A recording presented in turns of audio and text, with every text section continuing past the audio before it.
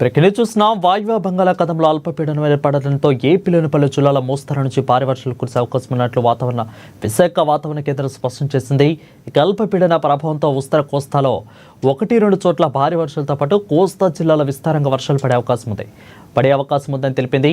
ఇక శ్రీకాకుళం, విజయనగరం, విశాఖ, పార్వతీపురం జిల్లాలో భారీ వర్షం కురిసే ఛాన్స్ ఉందని, గంటకు 50 నుంచి 60 కిలోమీటర్ల వేగంతో ఈదుగాలులు వీచే అవకాశం ఉన్నట్లు పేర్కొంది.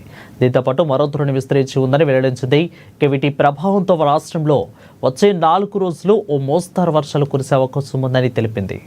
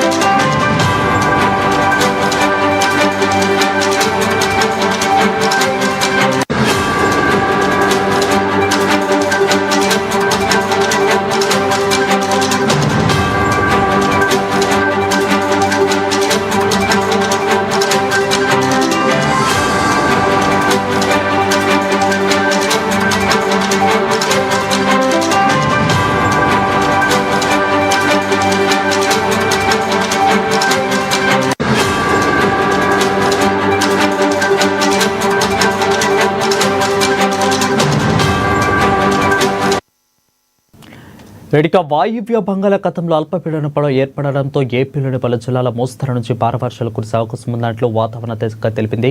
అధిక అల్పపీడన ప్రభావంతో ఉత్తర కోస్తాలో 1-2 చోట్ల భారీ వర్షాలు పడతాయని, కోస్తా జిల్లాలో విస్తారంగా వర్షాలు పడే అవకాశం ఉందని విశాఖ వాతావరణ కేంద్రం తెలిపింది.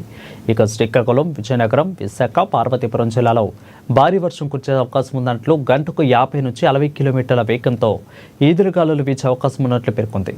దీంతో పాటు మరో ద్రోణి విస్తరించి ఉందని వెల్లడించింది. ఇక వీటి ప్రభావంతో రాష్ట్రంలో వచ్చే 4 రోజుల్లో మోస్తరు వర్షాలు కురిసే అవకాశం ఉందని తెలిపింది.